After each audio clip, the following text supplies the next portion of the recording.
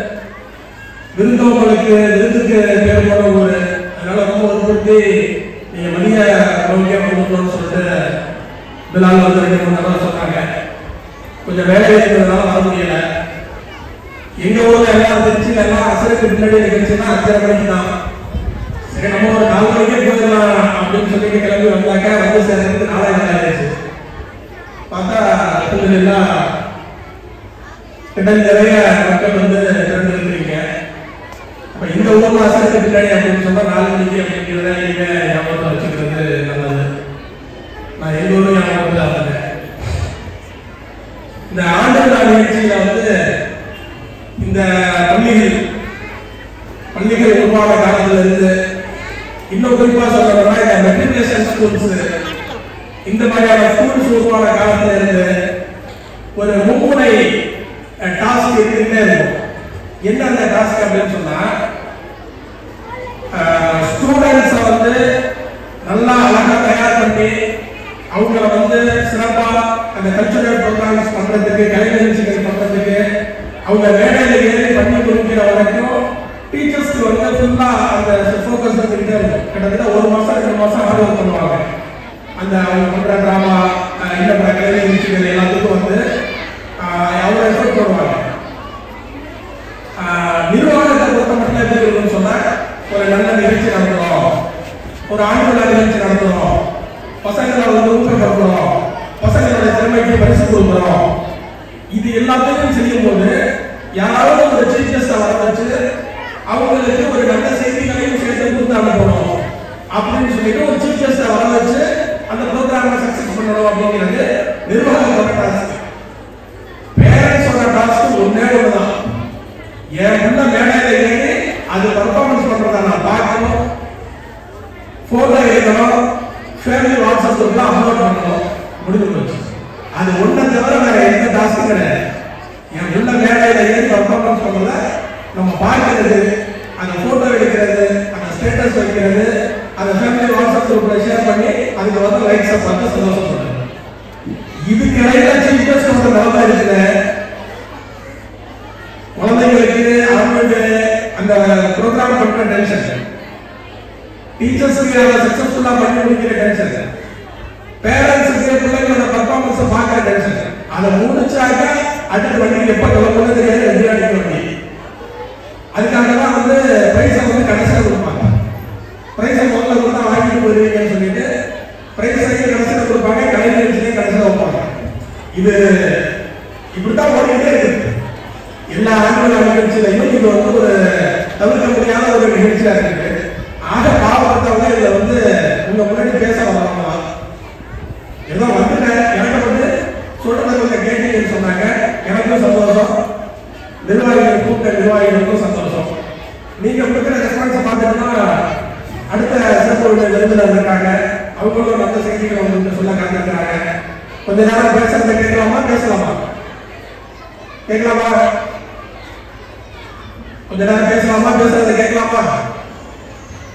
சரி. இப்போ முழுக்க முழுக்க பிள்ளைகளும் பெற்றோர்களும் நிறைந்திருக்கக்கூடிய சபை. குழந்தைகள் இருக்கிறாங்க, குழந்தைகளை விட 2 மடங்கு பெற்றோர்கள் இருக்கிறாங்க. அப்போ எந்த சபைக்கு எது தேவையோ அதை பொருத்தமா அதை வந்து பேசிட்டு போறது சரியாக இருக்கும்.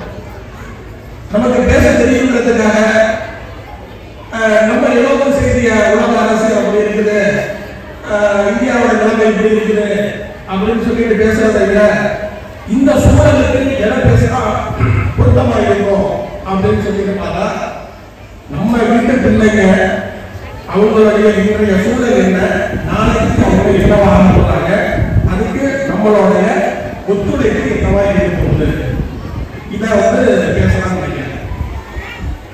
இது போன்ற ஒரு முயற்சி இருந்த ஒரு சபையில இந்த செய்தியோடு பேசாமல் கொஞ்சம் வருத்தமாக தான் இருக்குது. ஆனாலும் செய்தியோட வீரியத்தை நீங்க புரிஞ்சுக்கணும் அப்படிங்கிறதுக்காக ஒரு முக்கியமான செய்தியோட ஆரம்பிக்கிறேன். என்ன செய்தி அப்படின்னு சொன்னா 2013 அன்னைக்கு பிறந்த குழந்தைங்களுக்கு இன்னைக்கு ஒரு 10 வயசு இருக்குமா நம்ம வீட்டுல, அதுக்கு 10 வயசுல ஒரு குழந்தைங்க இருக்கு. அந்த 2013ஆம் ஆண்டு சென்னையில் இருக்கிற அடையார் புற்றுநோய் ஆராய்ச்சி மையத்தில் வந்து ஒரு பெரிய கான்ஃபரன்ஸ் நடக்குது. இந்தியா முழுக்க இருந்து பிரபல மருத்துவர்களும் மருத்துவ கல்லூரி பேராசிரியர்களும் அந்த கான்ஃபரன்ஸுக்கு வந்திருக்கிறாங்க. அந்த கான்ஃபரன்ஸ்ல இன்றைய பிரபல சித்த மருத்துவராக இருக்கக்கூடிய மருத்துவர் சிவராமனும் கலந்துக்கிறார். அப்ப படித்து முடிச்சுட்டு ஃபீல்டுக்கு வந்த புதுசு அவங்க வந்து அந்த கான்ஃபரன்ஸ்ல கலந்துக்கிறாங்க. அப்போ அந்த கான்ஃபரன்ஸ்ல பேசுற ஒரு பேராசிரியர் ஒரு அதிர்ச்சியான ஒரு செய்தியை வந்து அங்க இருக்கிற சபையில இருக்கிற மக்களுக்கு சொல்றாங்க. போற போக்கில் சொல்லல, ஆதாரம் சொல்றாங்க அப்படின்னு சொன்னா, தனது பிள்ளைகளின் மரணத்தை அருகே இருந்து பார்க்கக்கூடிய ஒரு ஜெனரேஷன் வந்துருச்சு அப்படின்னா என்ன சூழ்நிலை வந்துருச்சு? தான் பெற்ற பிள்ளைகளின் மரணத்தை பார்க்கக்கூடிய ஒரு ஜெனரேஷன் இந்த ஜெனரேஷன் தான் அப்படின்றாங்க. மரணம் அப்படிங்கிறதுக்கு வயசு இல்லை. மரணம்ங்கிறதுக்கு பிறந்த அந்த நொடி முதல் 60 வயசு, 70 வயசு, 80 வயசு, 100 வயசு, 40 வயசு, 30 வயசு, வயசு இல்லை. மரணங்கிறதுக்கு வயசு இல்லை. ஆனா ஒரு ஸ்ட்ரக்சர் இருக்குல்ல, ஒரு இப்படித்தான் அப்படின்னு சொல்லிட்டு உலக நடப்பு இருக்குல்ல. இயற்கையா என்ன நடக்கும் அப்படின்னு சொன்னா, தன்னுடைய பெற்றோர்களுடைய மரணத்தை பார்க்கக்கூடிய பிள்ளைகள் தான் வளர்க்கும் இல்லையா? ஒரு 40 வயசுல, ஒரு 50 வயசுல ஒரு பிள்ளை இருப்பாங்க. தன்னோட தாய்க்கு ஒரு 80 வயசு, 90 வயசு, அல்லது தந்தைக்கு ஒரு 70, 80, 90 வயசு தந்தை இருப்பாங்க. வயதாகும். வயோதிகத்தினால சில உபாதைகள் வரும். சற்று உடல்நலம் முடியாமல் இருப்பாங்க. தொடர்ச்சியாக மருத்துவமனை, வீடு அப்படி இப்படின்னு போகும். ஒரு கட்டத்துல அவங்க இளைஞரை கேட்டு இந்த உலகத்திலிருந்து விடைபெறுவாங்க. இதுவே வழக்கம். இப்படித்தானே இருக்கும். தன்னுடைய தாயுடைய, தன்னுடைய தந்தையுடைய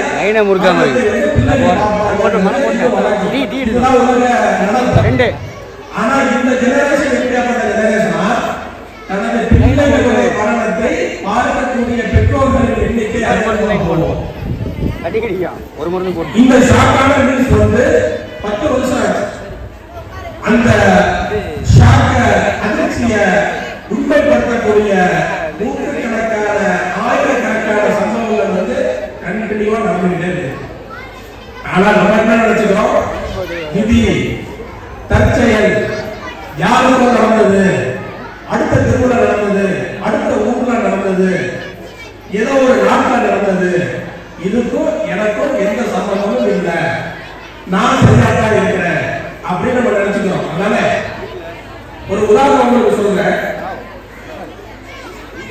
ஒரு 7-8 வருஷத்துக்கு முன்னாடி, ஒரு 7-8 வருஷத்துக்கு முன்னாடி, ஒரு 10 வருஷத்துக்கு முன்னாடி இந்த நம்ம ஊர்ல வீட்டை விட்டு வெளியில போனாலே மாஸ்க் போட்டுக்கிட்டு, முகத்தை மூடிக்கிட்டு, அதுக்கான மாஸ்க் போட்டுக்கிட்டு தான் நம்ம வீட்டுல இருந்து வெளியில போவோம்னு யாராவது கற்பனை செஞ்சிருப்போமா? நம்ம வீட்டு பிள்ளைகளுக்கு மாஸ்க் போட்டுதான் ஸ்கூலுக்கு அனுப்புவோம்னு சொல்லிட்டு யாராவது கற்பனை செஞ்சிருப்போமா? மாஸ்க் வீட்டுக்குள்ள வந்தாக்க சானிடைசர் யூஸ் பண்ணணும். வீட்டுல இருந்து வெளியில போனா யூஸ் பண்ணணும். பத்தாவதுக்கு பாக்கெட் சைஸ்ல ஒரு இதை வாங்கி பாக்கெட்ல போட்டுக்கணும். அப்ப போய் எடுத்து கையை வந்து வாஷ் பண்ணிக்கணும். இதை யாராவது கற்பனை செஞ்சு பார்த்துருப்போமா? நானே வந்து ரொம்ப ரேரா இந்த டெல்லியில ஏற்படக்கூடிய காற்று மாசு சம்பந்தமாக வரக்கூடிய அந்த போட்டோஸ்ல ரொம்ப ரேரா பார்த்திருக்கேன். அந்த மாஸ்க் அணிந்த முகத்தை மாஸ்க் அணிந்து போற மக்கள் வருஷத்துக்கு ஒரு தடவை டெல்லியில வந்து அந்த காற்றோடைய மாசு, ஏர் பொல்யூஷன் அதிகமாகும். அப்ப ரோட்லயே நடமாட முடியாது. அந்த மாதிரி நேரத்தில் அந்த மாஸ்க் போட்டுட்டு போற மாதிரி போட்டோ வந்து பார்த்துருக்கோம். அப்படி வந்து நம்ம ஊர்ல வரும் அப்படின்னு சொல்லிட்டு நம்ம கற்பனை எல்லாம் செஞ்சு பார்க்கல, வந்துருச்சு இல்லையா? அதே மாதிரி மருத்துவமனை, ஒரு தெருவுல மளிகை கடை வந்து அதிகமாயிட்டே போகுது. ஒரு தெருவுல மளிகை கடை அதிகமாயிட்டே போகுது. அப்ப என்ன அர்த்தம்? அங்க மளிகை பொருட்கள் சார்ந்த தேவைகள் அதிகமாக இருக்குன்னு அர்த்தம் தானே? ஏற்கனவே ஒரு 4 கடை மளிகை கடை இருக்குது. திடீர்னு பார்த்தா இன்னொரு 4 மளிகை கடை திறக்கிறாங்க. அந்த இடத்துலயும் சேவை அதிகமாக நடக்குது. அதுக்கப்புறம் இன்னொரு சூப்பர் மார்க்கெட் திறக்கிறாங்க. அங்கேயும் சேவை நல்லா நடக்குதுன்னா என்ன அர்த்தம்? மளிகை பொருட்களுடைய தேவை அதிகமாக இருக்குது அப்படின்னு அர்த்தம். அப்படித்தானே? அதே மருத்துவமனை, முன்னாடி மருத்துவமனை இருக்கும், ஊருக்கு ஒரு மருத்துவமனை இருக்கும், ஒரு அரசு பொது மருத்துவமனை இருக்கும், தனியார் மருத்துவமனை 1-2 இருக்கும். அதை தாண்டி ஏதாவது அப்படின்னாக்க பட்டுக்கோட்டைக்கு போகணும், அதை தாண்டி ஏதாவது தஞ்சாவூர் போகணும், திருச்சி போகணும், சென்னை போகணும். ஆனா இன்னைக்கு அகரமண்டலத்தில் இருக்கிற ஹாஸ்பிட்டல்ஸோட எண்ணிக்கை எவ்வளவு? பட்டுக்கோட்டையில் இருக்கிற ஹாஸ்பிட்டல்ஸோட எண்ணிக்கை எவ்வளவு? தஞ்சாவூர்ல இருக்கிற ஹாஸ்பிட்டல்ஸோட எண்ணிக்கை எவ்வளவு? இந்த எண்ணிக்கையே பெருகிட்டு போகுது. மருத்துவமனையில நோயாளிகளோட வருகை இல்லைன்னு சொன்னாங்க. அவ்வளவு செலவு பண்ணி ஹாஸ்பிட்டல் ஹாஸ்பிட்டல் கட்டி அவ்வளவு செலவு பண்ணி அவங்க வந்து ஸ்டாஃப், டாக்டர்ஸ், நர்ஸ் இவங்களெல்லாம் அப்பாயின்மெண்ட் பண்ணி லட்சக்கணக்கில் அவங்க செலவு பண்ணி நடத்துவாங்களா? ஹாஸ்பிட்டல் நடத்துவாங்களா? என்ன விஷயம் சொன்னா, நம்மளை சுற்றி ஒரு ஆபத்து சூழ்ந்து இருக்குது. ஆனா நாம அதை கனெக்ட் பண்ணி யோசிக்கிறது இல்லை. என்னுடைய வாழ்க்கை முறைக்கும் என் பிள்ளைங்க நம்ம வளர்க்கிற முறைக்கும் நம்ம ஊர்ல இருக்கிற இந்த ஹாஸ்பிட்டல்ஸோட எண்ணிக்கை அதிகமாகிறதுக்கும் இந்த உடல்நலம் சார்ந்த பிரச்சனைகள் அதிகமாகிறதுக்கும் தொடர்பு இருக்கு அப்படின்னு சொல்லிட்டு நம்ம சேர்த்து புரிஞ்சுக்கிறது இல்லை. அது வேற டாபிக், இது வேற டாபிக், அது தனி இது தனி இப்படின்னு சொல்லிட்டு நம்ம வந்து நினைச்சுக்கிறோம். நம்ம கையை மீறிய நிறைய விஷயங்கள் இருக்கு, நம்ம கவனத்துக்கு வராத, நம்ம கையை மீறின நிறைய விஷயங்கள் இருக்கு. அதுக்கு நம்ம எதுவும் பொறுப்பாக முடியாது, அதுக்கு நம்ம எந்த விதத்திலையும் காரணமாக முடியாது. அதுக்காக நம்ம கவலைப்பட தான் முடியும். அதை அந்த சாப்டரை ஒதுக்கி வச்சிருவோம். ஆனா நம்ம கவனத்துக்கு உட்பட்ட விஷயங்கள் இருக்குல்ல, நம்ம கவனத்துக்கு உட்பட்ட விஷயங்கள் இருக்குல்ல, இதுல நாம எந்த அளவுக்கு சரியா இருக்கணும். பொதுவா இந்த ஸ்கூல்ஸ் மேனேஜ்மெண்ட்ஸ்ல எல்லாம் தொடர்ச்சியான ஒரு கவலை இருக்கும். மேனேஜ்மெண்ட்ஸ்க்கு வந்து ஒரு கவலை இருக்கும். என்ன கவலை அப்படின்னு சொன்னா, அந்த குழந்தைய ஸ்கூல்ல கொண்டாந்து சேர்த்து விடுறாங்க. சேர்த்து விட்ட பிறகு அந்த குழந்தையோடைய 100% நல்லதுக்கும் கெட்டதுக்கும் நம்ம தான் பொறுப்புன்ற முடிவுக்கு வந்துடுறாங்க. பேரண்ட்ஸோட ரோல் அந்த மிக முக்கியமான ரோல் அப்படிங்கிற புரிதல் அவங்களுக்கு இருக்கிறது இல்லை அப்படின்னு நம்ம ஏன் ஸ்கூலை பத்தி எனக்கு தெரியல. பொதுவான பள்ளிகளுடைய ஒரு குற்றச்சாட்டு, பேரண்ட்ஸ் வந்து கொண்டாந்து அந்த எல்கேஜியில் வந்து குழந்தைய சேர்த்து விட்டதோட மறுபடியும் அந்த பள்ளி படிப்பை முடிச்சு வெளியில போற வரைக்கும் நமக்கும் அந்த குழந்தையோட எதிர்காலத்துக்கு எந்த சம்மந்தமும் இல்லை, ஸ்கூல் பார்த்துக்கும், நம்ம தான் ஃபீஸ் கட்டுறோம் இல்லை, அதுக்கு தானே அவங்க இருக்கிறாங்க அப்படிங்கிற மாதிரியான ஒரு எண்ணம் இருக்குது. இந்த எண்ணம் சரியா? நம்மளுடைய பொறுப்பை இன்னொருத்தருக்கு வந்து சுமத்துறது சரியா? இதே பள்ளிக்கூடம் இருக்குது. இந்த பள்ளிக்கூடத்துல பயின்று நாளைக்கு வந்து அந்த குழந்தை வளர்ந்து ஒரு பொறுப்புகளுக்கு வருது, அல்லது அந்த குழந்தையோடைய நிலைமை மாறுது அப்படின்னு சொன்னா அந்த ஸ்கூல் வந்து உரிமை பெற முடியுமா? எந்த படிச்சதுல அவன் சம்பாதிக்கிறதால எனக்கு தான், என்கிட்ட கொடுத்துட்டு தான் மரியாதை பார்க்கணும் அப்படின்னு சொன்னா ஏற்றுக்குவோமா? என்கிட்ட படிச்சுட்டு போறப்போ தானே அவன் சம்பளம் நேரம் ஸ்கூலுக்கு வந்துடணும். மாசம் ஸ்கூல்ல வந்து சம்பளத்தை கொடுத்துட்டு போயிடணும்னு சொன்னா ஏற்றுக்குவோமா? அந்த பிள்ளையோட நல்லது கட்டங்களை நான் தான் முடிவெடுப்பேன், என்கிட்ட படிச்சது இல்லாம அவனுக்கு நான் தான் பொண்ணு பார்த்து கல்யாணம் பண்ணி வைப்பேன், நான் தான் மாப்பிள்ளை பார்த்து கல்யாணம் பண்ணி வைப்பேன் அப்படின்னு சொன்னா ஏற்றுக்குவோமா? அப்ப அந்த இடத்துல நம்மளோட ரைட்ஸ் நமக்கு ஞாபகம் வருது. அது எப்படி? ஏன் அவன் சம்பாதிக்கிறது எனக்கு தான் சொந்தம், அவன் வாழ்க்கையில நல்லது கெட்டது நான் தான் முடிவெடுப்பேன் அப்படின்னு சொல்றோம்ல. அப்போ அந்த குழந்தையோட வளர்ப்புல நமக்கு மிக மிக முக்கியமான பொறுப்பு இருக்குது. அந்த பொறுப்புல நாம எந்த அளவுக்கு சரியா இருக்கணும் அப்படிங்கிறத நம்ம யோசிக்கணும். ஃபர்ஸ்ட் விஷயம் ஃபுட்டு. ஒரு வாரத்துக்கு முன்னாடி பிலால்கிட்ட பேசினேன். பிலால் மாதிரியான எனக்கு இருக்கிற நண்பர்கள், கடற்கரையோர மாவட்டங்கள்ல எனக்கு இருக்கிற நண்பர்கள் எல்லாத்தையும் நான் பேசுறேன். ரொம்ப முக்கியமான விஷயம், கொஞ்சம் கவனமா கேளுங்க சரியா? ஒரு சர்வே ஒன்று எடுத்தேன். நண்பர் ஒருத்தர் பிசினஸ் ஸ்டார்ட் பண்ணி இருக்கிறாரு. அந்த பிசினஸுக்காக ஒரு சர்வே ஒன்று எடுத்தேன். என்ன சர்வேன்னு சொன்னா, கடற்கரையோரம் வந்து பாரம்பரிய பழக்க வழக்கங்களுக்கு பேர் போனது, கல்ச்சர் அங்கிருந்து தான் வருது. இஸ்லாமிய கலாச்சாரம் அப்படிங்கிறது கடற்கரையோர ஊர்கள் இருந்துதான் அந்த கலாச்சாரம் வருது. அப்ப உணவுக்குன்னு ஒரு கலாச்சாரம் இருக்குது. அந்த கலாச்சாரம் வந்து நம்ம இன்னும் பாதுகாக்கணும். அந்த கலாச்சாரங்களை நகரத்துக்கும் நம்ம கொண்டு வரணும். அப்ப அந்த உணவு கலாச்சாரம் எப்படிப்பட்டது அப்படின்னு சொல்லிட்டு அந்த ஒரு லிஸ்ட் நான் எடுக்கிறேன்.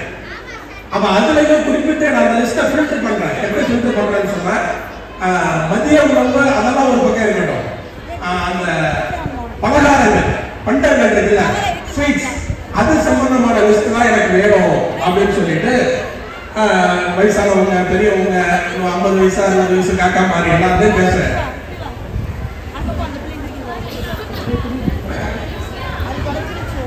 பேசுனதுல எனக்கு கிடைச்ச ஒரு முக்கியமான தகவல் என்ன அப்படின்னு சொன்னா, கடற்கரையோரத்துல பாரம்பரியமா செய்யற பலகாரங்கள்னு சொல்லிட்டு செய்யப்படுற எல்லாத்துலயும் ஜீனி, முட்டை மைதாவை தவிர பெருசா வேற எதுவுமே இருக்கிற மாதிரி தெரியல.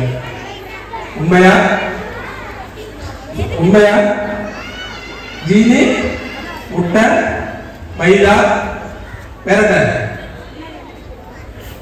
சரியா சொல்றா? என்னோட சபை கரெக்டா இருக்கா? இதான் நம்ம பாரம்பரியமா? இடியப்பம். சரி, இடியப்ப மாவுக்காவது ஒரு பேஸ் இருக்குது. அது ஒரு அருமையான விஷயம். என்ன அப்படின்னு சொன்னா, கிராமப்புறமா இருக்கிறதுனால இன்னைக்கு கிராமங்களும் நகரங்களா மாறிடுச்சு. இங்க எல்லாமே கிடைக்கும். ஆனா ஒரு நேரம் இருந்துச்சு, திடீர்னு அவசரத்துக்கு எதுவுமே கிடைக்காது. அப்ப யார் வீட்டுக்கு வந்தாலும் அவங்கள நிர்வாகத்தோட அனுப்பக்கூடாது. உணவு கொடுத்து அவங்கள அவங்க வயிறார சாப்பாடு கொடுத்து தான் அனுப்பணும் அப்படிங்கிற அடிப்படையில திடீர்னு கெஸ்ட் யாராவது வந்துட்டாக்க ஈஸியா செய்யறதுக்கு என்ன அப்படின்னு சொன்னா, இடியப்ப மாவு வீட்டுல எப்பவுமே ரெடியா இருக்கும். ஒரு தேங்காயை உடைச்சாக்க தேங்காய் பால் அழகா ஒரு டிஃபனை கொடுத்து அனுப்பிடலாம். அப்படிங்கிறதுக்காக அதுக்கு பின்னாடி ஒரு பேஸ் இருக்கு. இன்று வெள்ளை விஷம்னு சொல்றாங்க. வெள்ளை விஷம் மைதா, சர்க்கரை, பாலிஷ் பண்ண அரிசி, இந்த வெள்ளை விஷம் பிராய்லர் கோழி. ஆனா இது இல்லாம நம்ம பலகாரங்களே இல்லை அப்படின்னு சொன்னா, இந்த ஜீனியோட காலம் எவ்வளவு, மைதாவோட காலம் எவ்வளவு? ஒரு 100 வருஷம் இருக்குமா? அதுக்கு முன்னாடியே பாருங்க, யாருமே வாழலையா? இங்க பலகாரங்கள் எதுவுமே இல்லையா? இங்க பண்டிகைகளே நடக்கலையா? திருமண சீர்களை யாரும் கொடுக்கலையா? அப்போ நம்மளோட கல்ச்சர் இடையில கட்டாயிருச்சு. அதுக்கு பின்னாடி வந்த கல்ச்சரை ஒன்ன நம்ம புரிஞ்சுக்கிட்டு இதுதான் நம்ம கல்ச்சர் முடிவு பண்ணிட்டோம். நம்மளுடைய உணவு சிக்கலா இருக்கும்போது ஹாஸ்பிட்டல் நோய் வரும், ஆனா ஹாஸ்பிட்டலுக்கு போனா சரியாயிரும் அப்படிங்கிறது என்ன மாதிரியான சிந்தனை? என்னுடைய உணவு, என்னோட குழந்தைக்கு நான் கொடுக்கிற உணவுல ஆரோக்கியம் இல்லை. ஆரோக்கியம் இல்லைன்னாலும் பிரச்சனை இல்லை. நான் கொடுக்கிற உணவு குழந்தைகளுக்கு பிரச்சனைகளை ஏற்படுத்தக்கூடிய உணவா இருக்குது. அந்த வளரக்கூடிய பிள்ளைகளுக்கு தீங்கை விளைவிக்கக்கூடிய உணவா இருக்குது. அந்த உணவை நான் கொடுத்து நான் வளர்க்கிறேன் அப்படின்னு சொன்னா அந்த குழந்தைகளுடைய எதிர்காலம் என்ன? நம்ம வீட்டுல எல்லா வீட்லயும் பிள்ளைங்க இருக்கா? 12 வயசு, 10 வயசு, 8 வயசு பிள்ளைங்க இருக்கா? நாங்க சின்ன பிள்ளையா இருக்கும்போது ஒரு 50 காசு தந்துட்டு கடைக்கு போயிட்டு வாப்பான்னு சொன்னா 100 தடவை சொன்னாலும் கடைக்கு போயிட்டு வருவோம். கடைக்கு போயிட்டு வர 50 காசு கிடைக்கும். 100 தடவை சொன்னாலும் கடைக்கு போயிட்டு வருவோம். சைக்கிள் ஓட்ட தெரிஞ்ச வயசா இருந்தா சைக்கிள்ல ஓடிக்கிட்டு போவோம். சைக்கிள் ஓட்ட தெரியாத வயசா இருந்தா சைக்கிள் ரோதையாவது ஓட்டிட்டு போய் கொடுக்கறதா கடையில போய் வாங்கிட்டு வருவோம். இப்போ ஒரு தடவை கடைக்கு அனுப்பிட்டு நீங்க 2வது தடவை 10 ரூபாய் கொடுக்க தயாராக இருந்தாலும் 100 ரூபாய் கொடுக்க தயாராக போக அந்த பிள்ளை தயாரா இல்லை. என்ன காரணம்? கால் வலிக்குது. இப்ப நடந்து போயிட்டு வந்தேன், எத்தனை தடவை போறது, கால் வலிக்குது எனக்கு. ஏன் 12 வயசுல கால் வலி வருது? ஏன் 10 வயசுல தலைவலி வருது? ஏன் அடிக்கடி சளி பிடிக்குது? ஏன் அடிக்கடி காய்ச்சல் வருது? ஏன் இந்த வயசுல உட்கார்ந்தா எந்திரிக்க முடியல?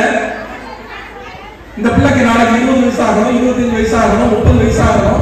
நாளைக்கு உங்களுடைய குடும்பத்தை, உங்களுடைய மகளாவை, உங்களுடைய ஊரை அந்த பிள்ளை தான் பாதுகாக்கணும்.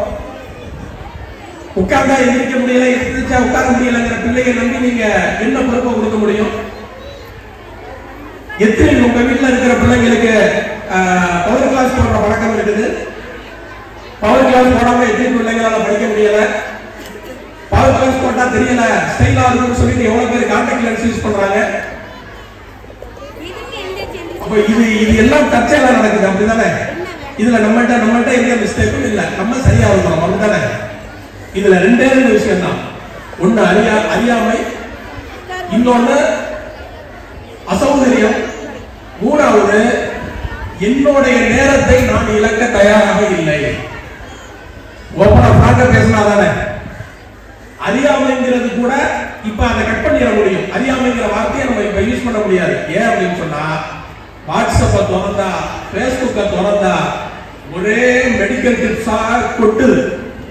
அந்த சாப்பாடு எப்படி செய்யறது, இந்த சாப்பாடு சாப்பிட எப்படி செய்யறது, அந்த இந்த சாப்பாடு சாப்பிட்டா எதுக்கு நல்லது, அந்த கஞ்சி எப்படி காய்ச்சறது, இதை எப்படி செய்யறது, அது எப்படி செய்யறதுன்னு சொல்லிட்டு பேஸ்புக் வாட்ஸ்அப்பை திறந்தா கொட்டுது செய்தி.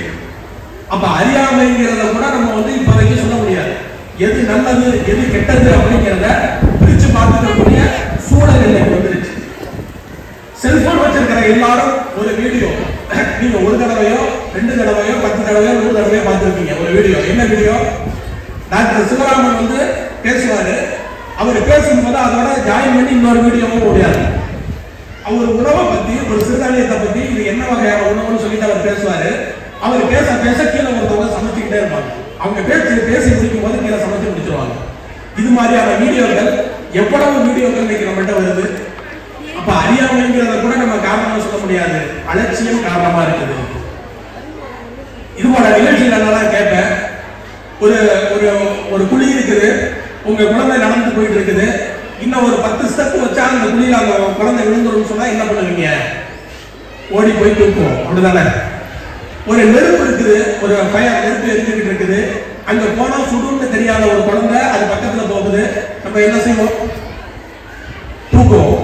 தூக்குவோம் அப்படிங்கிறது ஒரு சாதாரண வார்த்தை. ஆனா உண்மையில என்ன பண்ணுவோம் சொன்னா பதறி அடிச்சு போய் தூக்குவோம், அப்படிதானே? அம்மாடியே பிள்ளை அப்படின்னு சொல்லிட்டு ஓடி போய் அந்த பிள்ளைய நம்ம தூக்குவோம். ஏன்? என் பிள்ளைய நெருப்பு சுற்றக்கூடாது, என் பிள்ளை தடுமாறி விழுந்து கை காலில் அடிபட்டக்கூடாது அப்படின்னு சொல்லிட்டு தானே. ஆனா எந்த பிள்ளைய வந்து என் பிள்ளைன்னு சொல்லிட்டு தோளிலும் மாறிலும் போட்டு வளர்க்கிறோமோ, எந்த பிள்ளையோடைய உருவாக்கத்தை, அந்த பிள்ளையோட எதிர்காலத்தை, நம்மளுடைய வாழ்க்கையை அடமான வைக்கிறோமோ, கடன் வாங்கியாவது ஃபீஸ் கட்டியாவது என் பிள்ளைய படிக்க வச்சு பெரியாவாக நினைக்கிறோமோ, அந்த பிள்ளை நாளைக்கு ஆரோக்கியமான பிள்ளையா வளர்ந்ததுக்கு நம்ம செய்யற விஷயம் என்ன? உங்களை நீங்களே கேளுங்க. உங்க பிள்ளைதான், அதுல மாற்றமே இல்லை. உங்க குடும்பத்துக்கு அந்த பிள்ளை தான் பெருமை சேர்த்து கொடுக்க போகுது, மாற்றமே இல்லை. அந்த பிள்ளைக்காக தான் நீங்க வாழ்றீங்க, மாற்றமே இல்லை. இரவு பகலா கஷ்டப்படுறீங்க, மாற்றமே இல்லை. காலையில 5 மணிக்கு எக்ஸாமுக்கு அந்த பிள்ளை எந்திரிச்சு படிக்கணும்னா நீங்க 4 மணிக்கு எந்திரிச்சிருக்கீங்க, ஓகே. அந்த பிள்ளை ஆரோக்கியமா இருந்தாலும் இதெல்லாம் நடக்கும். சுவர் இருந்தாதானே சித்திரம் வரைய முடியும். அந்த பிள்ளை ஆரோக்கியமா வாழ்றதுக்கு நாம செய்யற விஷயம் என்ன? என்னங்க வந்ததுல குறையாது இருக்கீங்க, அது எதுவுமே செய்யலையா அப்படின்னு சொன்னா, ஒரு சின்ன ஒரு காலையில இருந்து நைட்டு வரைக்கும் அந்த உங்க பிள்ளைக்கு உங்களுக்கு அந்த விஷயத்தை நான் சொல்றேன், நீங்க என்ன செய்றீங்க அப்படின்னு தெரிஞ்சுக்குவோம். காலையில என்ன செய்யறோம்? ஸ்கூல் அனுப்புறோம். ஸ்கூல் வேலை ஒவ்வொரு ஊர்ல ஒவ்வொரு டைத்துக்கு வரும். ஸ்கூல் வேலை 8 மணிக்கு வருதுன்னு வச்சுக்கோம். 7:59க்கு அந்த புள்ள வாயில இட்லியை வச்சு குற்றமா குத்தல. ஏதோ ஒண்ணு கிடைச்சதை வச்சு அந்த புள்ள வாயில திணிச்சு உள்ள இறங்குறதுக்கு தண்ணியை ஊத்துறமா ஊத்தல. காலை உணவு எப்படி அப்பட்ட உணவா இருக்கணும்? காலை உணவு அரசன் போல உண்ணணும். ஒரு அரசன் எப்படி அப்படி தட்டு நிறைய பரப்பி வச்சு, ஒரு மேஜை நிறைய பரப்பி வச்சு எப்படி ஒரு அரசன் சாப்பிடுவானோ காலை உணவு அப்படி சாப்பிடணும். ஏன்? அதுக்கு ஏன் பிரேக்ஃபாஸ்ட்னு பேரு? 10 மணி நேரம் 12 மணி நேரம் பட்டினியா இருக்கிற வயிறு காலையில எப்படி அந்த ஃபுட்டை சாப்பிடணும்? பிஸ்கட் கம்பெனி ஓகோன்னு சம்பாதிக்கிறதுக்கு காரணம் என்ன? காலையில சாப்பாடு கொடுக்காத பிள்ளைக்கெல்லாம் பிஸ்கட் தான் சாப்பாடு. இந்த கொடுமையெல்லாம் பார்த்துட்டுதான் நிறைய ஸ்கூல்ல காலை உணவும் சேர்த்து கொடுக்க ஆரம்பிச்சாங்க. இப்ப கவர்மெண்ட் என்ன பண்ண ஆரம்பிச்சிருச்சு? காலை உணவை வந்து கொடுக்க ஆரம்பிச்சிருச்சு. அந்த பிள்ளை சாயங்காலம் வீட்டுக்கு திரும்புது. வீட்டுக்கு திரும்பின உடனே அப்ப அந்த பிள்ளை ஒரு பசியோட, சின்ன பசியோட வருது. காலையில பள்ளிக்கு போன பிள்ளை களைச்சு போய் வீட்டுக்கு வருது. அப்ப அந்த பிள்ளை கையில நம்ம என்ன கொடுக்கிறோம்?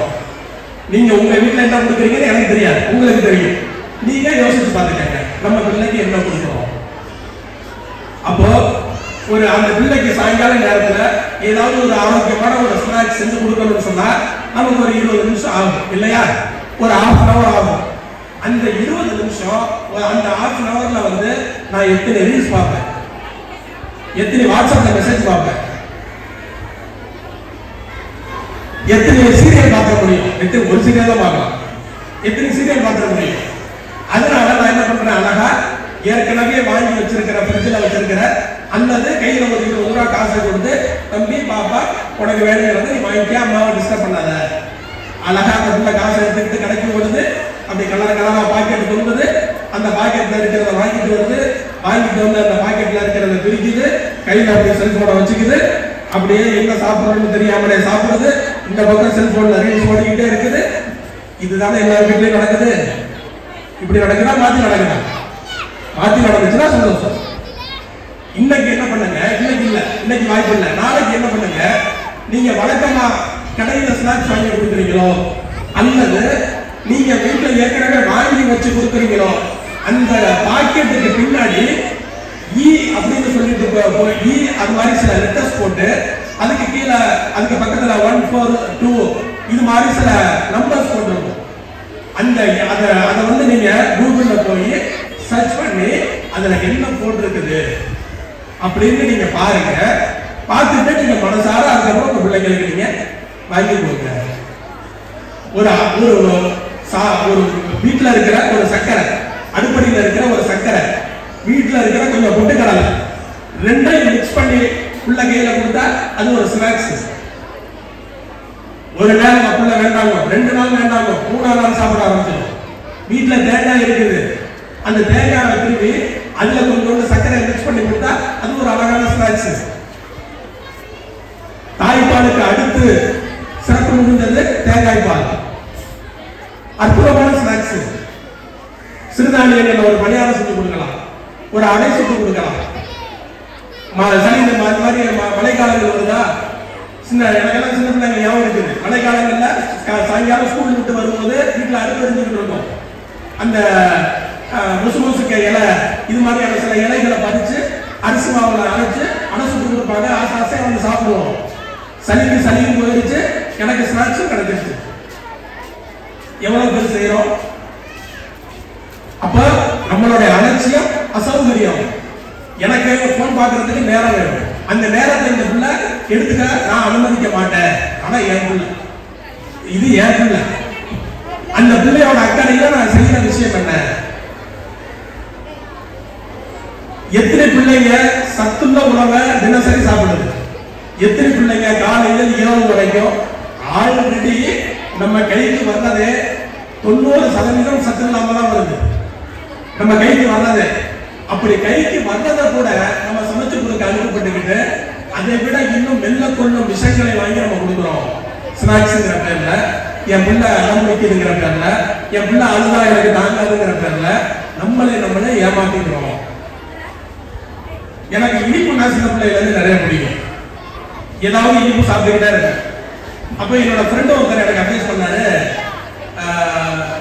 சாப்பிட்ட உடனே எனக்கு ஏதாவது ஸ்வீட் சாப்பிடணும், எனக்கு சின்ன பிள்ளைல இருந்து அப்படி ஒரு பழக்கம் இருக்குது அப்படின்னு சொன்னோன்னா அவர் என்ன அட்வைஸ் பண்ணாருன்னா, சரி ஓகே உங்க பழக்கத்தை மாற்ற முடியலன்னு சொன்னா அந்த பழக்கத்தை நல்ல பழக்கமா மாத்திக்கிறேன்னு சொல்லிட்டு அட்வைஸ் பண்ணாரு. என்ன பண்ணலாம்னு சொன்னா, இனிப்பு தானே கடலை மிட்டாய் வாங்கி சாப்பிடலாம். கடலை மிட்டாய் என்ன இருக்கு? கடலை இருக்கு, நாட்டு சக்கரை இருக்கு, ரெண்டுமே சத்துள்ள பொருட்கள். அது கால்சியம். நான் வாங்கி வீட்டுல எப்போதும் ஒரு பாக்கெட் வச்சிருப்பேன். அந்த சாப்பிட்ட பிறகு கடலை மிட்டாய் எடுத்து நான் சாப்பிடுவேன். இதை வந்து ரொம்ப நாள் என் பையன் பார்த்துக்கிட்டே இருந்தான். ஒரு நாள் அவனா எடுத்து சாப்பிட்ட பிறகு ஒரு கடலை மிட்டாய் எடுத்து சாப்பிட்டான். இதை அதுக்கப்புறம் என் பொண்ணு ரொம்ப நாள் பார்த்துக்கிட்டே இருந்துச்சு. அதான் அந்த கடலை மிட்டாயில பாதி உடச்சு கொடுங்க அப்படின்னு கேட்டுச்சு. பாதி உடச்சு கொடுத்தேன், அதுக்கப்புறம் பாதி முழுசானுச்சு. அப்போ அப்படித்தான் நம்ம பிள்ளைகளை பழகுனா நம்ம பிள்ளைங்க அக்செப்ட் பண்ணிக்கும். நாம பிள்ளைகள் மேல பழி போட்டு நம்மளுடைய பொறுப்புல இருந்து விளங்குறோம். நிறைய விஷயங்கள் சொல்றதுக்காக இருந்தாலும் நேரத்தில் அருமைகிறது. இன்னும் ஒரே ஒரு விஷயத்தை மட்டும் சொல்லி நான் நிறைவு பண்ணிட்டு வர்றேன்.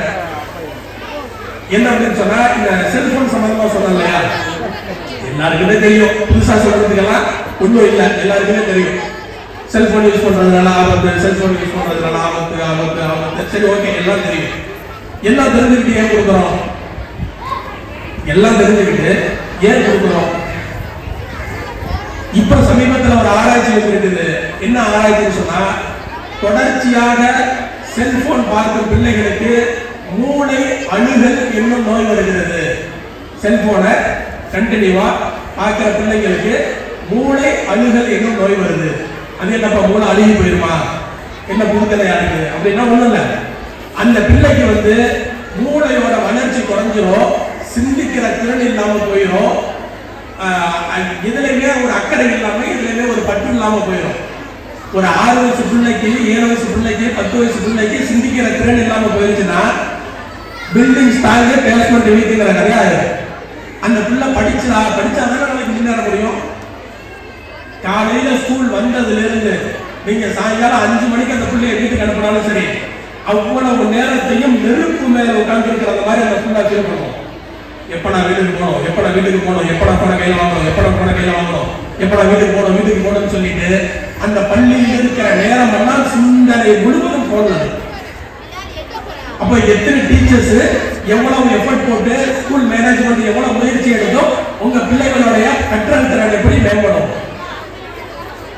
உங்க பிள்ளையோட ஆக்டிவிட்டி தெரிஞ்சுக்கணுமா, அதுக்கு ஒரு சிம்பிளா ஒரு டெஸ்ட் சொல்றாங்க, செஞ்சு பாருங்க. நீங்க வீட்டுல என்ன சொல்றாங்கன்னு சொன்னா, நல்ல ஒரு 1/2 மணி நேரம், நல்ல ஒரு 1 மணி நேரம் உங்க பிள்ளை போன் யூஸ் பண்ணிக்கிட்டு இருக்கும்போது திடீர்னு போய் அந்த போனை நீங்க வாங்குங்க.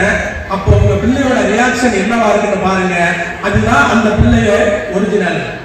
அந்த ஸ்டாண்ட் தான் பிள்ளை நாளைக்கு எடுக்கும் அப்படின்னு சொல்றாங்க. இது மாதிரியான செல்போன் திரையில் இது மாதிரியான அந்த ஃபயர் கேம்ஸ்ல மூழ்கி இருக்கிற பிள்ளைங்களுக்கு விஷுவலுக்கும் அந்த விர்ச்சுவலுக்கும் விஷுவலுக்கும் திரைக்கும் நிஜத்துக்குமான வித்தியாசம் தெரியாது. புரியுதா சொல்ற பாயிண்ட்? புரியுதா? அந்த ஸ்கிரீன்ல சொல்றான் சுடுறான், அது திரையில இருக்கிறதா நிஜத்திலேயே அவன் நினைப்பான், நிஜத்துல இருக்கிறதா அவன் திரையிலேயே நினைப்பான். கன்ஃபியூஸ் பண்ணிக்கும் போல நம்ம போன் தான் பாக்குறோம், போன்ல தான் விளையாடுறோம், இது சும்மாதான் விளையாட்டு தான் அப்படிங்கறது ஸ்டார்டிங் ஸ்டேஜ்.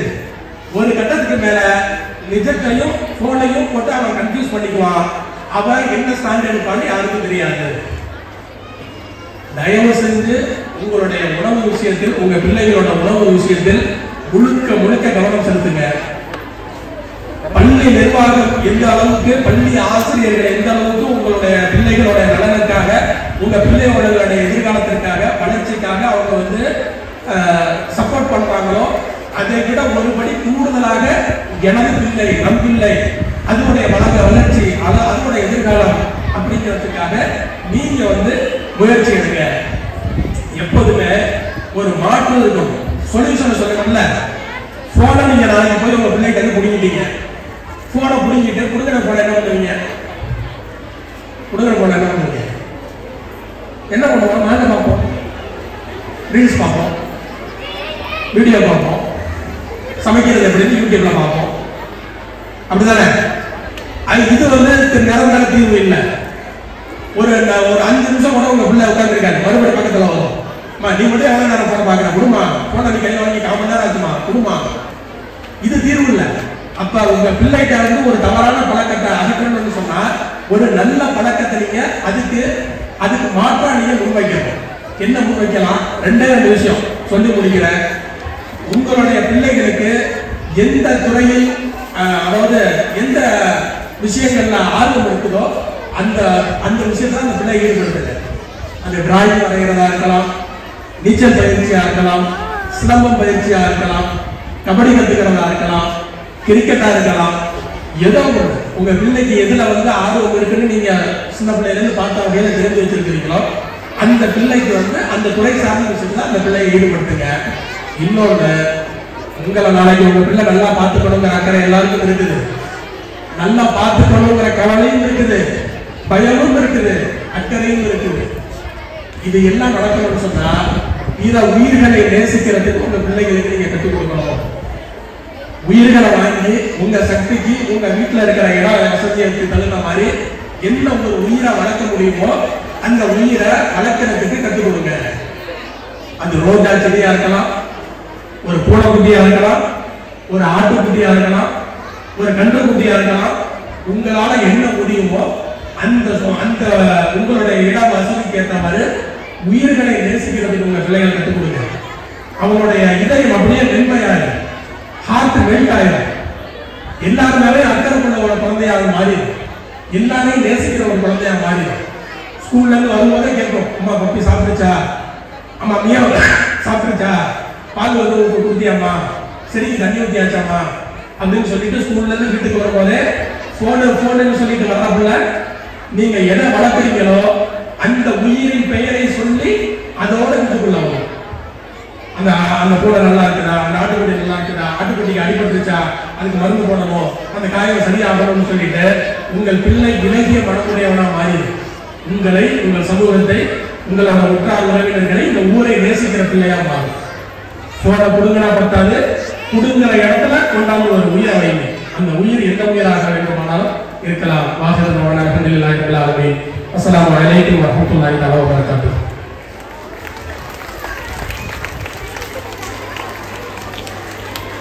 பெற்றோர்களின் மரணத்தை பார்க்கக்கூடிய நிலைகள் மாறி பிள்ளைகளின் மரணத்தை பார்க்கக்கூடிய காலம் வந்துவிட்டது என்று நீங்கள் சொன்ன வார்த்தைகள் இன்றைய வாழ்க்கை வழிமுறைகள், உணவு பழக்க வழக்கங்கள். Subscribe to Creativity channel, like, share and comment, and click on the notification bell so that you'll be notified every time we post a new video.